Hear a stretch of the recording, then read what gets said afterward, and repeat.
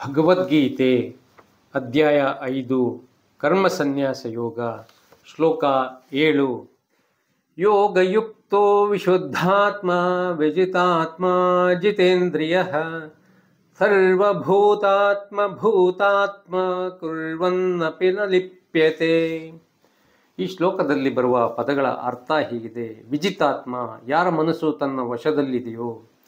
ಜಿತೇಂದ್ರಿಯ, ಯಾರು ಜಿತೇಂದ್ರಿಯನೋ. ವಿಶುದ್ಧಾತ್ಮ, ವಿಶುದ್ಧವಾದ ಅಂತಃಕರಣ ಉಳ್ಳವನು. ಸರ್ವಭೂತಾತ್ಮ ಭೂತಾತ್ಮ, ಸಂಪೂರ್ಣ ಪ್ರಾಣಿಗಳ ಆತ್ಮರೂಪಿ ಪರಮಾತ್ಮನೇ ಯಾರ ಆತ್ಮನಾಗಿದ್ದಾನೋ ಅಂತಹ ಯೋಗಯುಕ್ತ ಕರ್ಮಯೋಗಿಯು ಕುರ್ವನ್ ಅಪಿ, ಕರ್ಮ ಮಾಡುತ್ತಿದ್ದರೂ ಸಹ ನ ಲಿಪ್ಯತೆ, ಲಿಪ್ತನಾಗುವುದಿಲ್ಲ. ಈ ಶ್ಲೋಕದ ಅರ್ಥ ಹೀಗಿದೆ. ಯಾರ ಮನಸ್ಸು ತನ್ನ ವಶದಲ್ಲಿದೆಯೋ, ಯಾರು ಜಿತೇಂದ್ರಿಯನೋ, ವಿರುದ್ಧವಾದ ಅಂತಃಕರಣವುಳ್ಳವನು, ವಿಶುದ್ಧವಾದ ಅಂತಃಕರಣವುಳ್ಳವನು, ಸಂಪೂರ್ಣ ಪ್ರಾಣಿಗಳ ಆತ್ಮರೂಪಿ ಪರಮಾತ್ಮನೇ ಯಾರ ಆತ್ಮನಾಗಿದ್ದಾನೋ ಅಂತಹ ಕರ್ಮಯೋಗಿಯು ಕರ್ಮ ಮಾಡುತ್ತಿದ್ದರೂ ಸಹ ಲಿಪ್ತನಾಗುವುದಿಲ್ಲ. ಈ ಶ್ಲೋಕದ ವಿವರಣೆ ಹೀಗಿದೆ. ಯಾವಾತನು ಕರ್ಮಯೋಗವನ್ನು ಅನುಷ್ಠಾನ ಮಾಡುತ್ತಾನೋ ಅವನು ತನ್ನ ಅನುಭವದಲ್ಲೇ ಪರಿಪೂರ್ಣತೆಯ ಸ್ಥಿತಿಯನ್ನು ಅನತಿ ದೂರದಲ್ಲೇ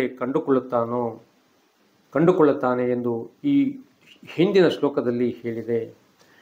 ನಮ್ಮ ಇಂದಿನ ಬಂಧನದ ಸ್ಥಿತಿಯನ್ನು ನಮ್ಮಲ್ಲೇ ಇರುವ ಆತ್ಮನನ್ನು ಸೇರುವ ಈ ದಿವ್ಯ ಯಾತ್ರೆಯಲ್ಲಿ ಆಂತರಿಕವಾಗಿ ನಮ್ಮಲ್ಲುಂಟಾಗುವ ಬದಲಾವಣೆಯನ್ನು ಸುಂದರವಾಗಿ ಇಲ್ಲಿ ಕೃಷ್ಣನು ತಿಳಿಸಲು ಪ್ರಯತ್ನಿಸುತ್ತಿದ್ದಾನೆ. ಕರ್ಮಯೋಗದ ಮೂಲಕ ವ್ಯಕ್ತಿಯಲ್ಲಾಗುವ ಬದಲಾವಣೆಗಳನ್ನು ವೈಜ್ಞಾನಿಕವಾಗಿ ಇಲ್ಲಿ ತಿಳಿಸಲಾಗಿದೆ. ಯಾವಾತನು ಕರ್ಮಯೋಗದಲ್ಲೇ ನಿರತನಾಗಿರುತ್ತಾನೋ ಅವನು ಚಿತ್ತವು ಶುದ್ಧಿಯಾಗುತ್ತದೆ. ಸೂಕ್ಷ್ಮ ಶರೀರದ ಶುದ್ಧಿಯೊಡನೆ ಆಂತರಿಕವಾಗಿ ಅವನು ಹೆಚ್ಚಿನ ಶಾಂತಿಯನ್ನು ಗಳಿಸುತ್ತಾನೆ. ಬಯಕೆಗಳು ಕಡಿಮೆಯಾದಷ್ಟು ಆಂತರಿಕ ಶಾಂತಿ ಹೆಚ್ಚುತ್ತದೆ ಎಂದು ವೇದಾಂತ ಹೇಳುತ್ತದೆ. ನಿಸ್ವಾರ್ಥ ಬುದ್ಧಿಯಿಂದ ಹಾಗೂ ಫಲಾಪೇಕ್ಷೆ ಇಲ್ಲದೆ ಮಾಡಿದ ಕರ್ಮವು ಕರ್ತನ ವಾಸನೆಗಳನ್ನು ಕರಗಿಸುತ್ತದೆ. ಅಂತಃಕರಣವು ಬಯಕೆಯ ತಗಾದೆಗಳಿಲ್ಲದೆ ಶುದ್ಧವಾಗಿದ್ದರೆ ಅದು ಹೆಚ್ಚು ಶಾಂತಿ ಮತ್ತು ಸಮಾಧಾನದಿಂದಿರಲೇಬೇಕು.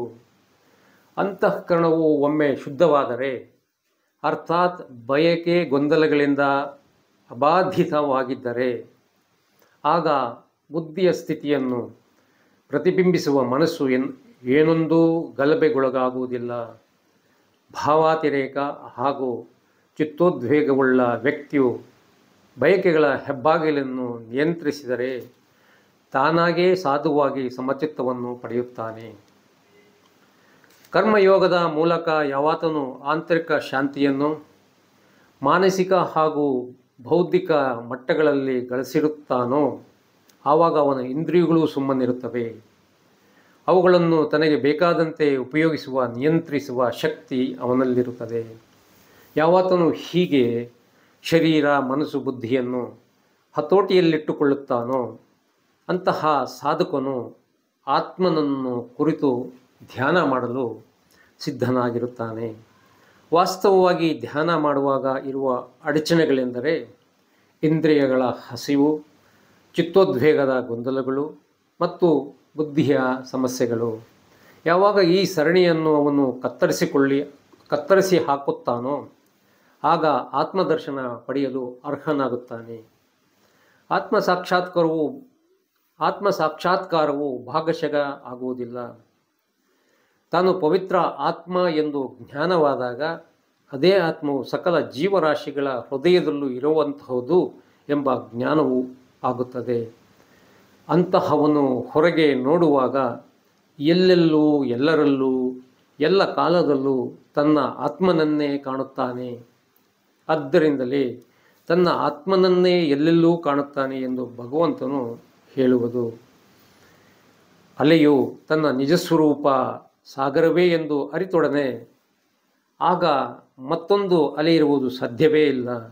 ಎಲ್ಲೆಲ್ಲೂ ಸಾಗರವೇ ಅದಕ್ಕೆ ಕಾಣುತ್ತದೆ.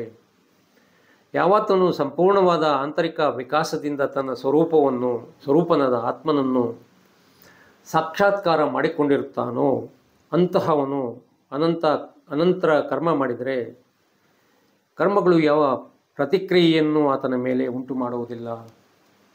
ಅಹಂಕಾರವಿದ್ದರೆ ಮಾತ್ರ ಕರ್ಮಫಲ ಉಂಟಾಗುತ್ತದೆ. ಆತ್ಮ ಸಾಕ್ಷಾತ್ಕಾರವಾದ ಮೇಲೆ ಅಹಂಕಾರ ಭಾವವೇ ಇಲ್ಲದಿರುವಾಗ ಅವನು ಮಾಡುವ ಕರ್ಮಗಳು ಅವನ ಮೇಲೆ ಯಾವ ಪರಿಣಾಮವನ್ನು ಉಂಟು ಮಾಡುವುದಿಲ್ಲ. ನೀರಿನ ಮೇಲೆ ರುಜು ಹಾಕಿದಂತೆ ಅವನಲ್ಲಿ ಯಾವ ವಾಸನೆಯೂ ಅದರ ಅಚ್ಚನ್ನು ಉಳಿಸುವುದಿಲ್ಲ. ಕೃಷ್ಣನು ಈ ಹಿಂದೆಯೇ ನಿರೂಪಿಸಿದ ಕರ್ಮಯೋಗ ಸಿದ್ಧಾಂತವು ಆತನ ಎಲ್ಲ ಹೇಳಿಕೆಗಳಲ್ಲೂ ಕಂಡುಬರುತ್ತದೆ. ಬೇರೆ ಬೇರೆ ಜಾಗದಲ್ಲಿ ಬೇರೆ ಬೇರೆ ಶಬ್ದಗಳ ಮೂಲಕ ಅವನು ಅದನ್ನು ವರ್ಣಿಸುತ್ತಾನೆ.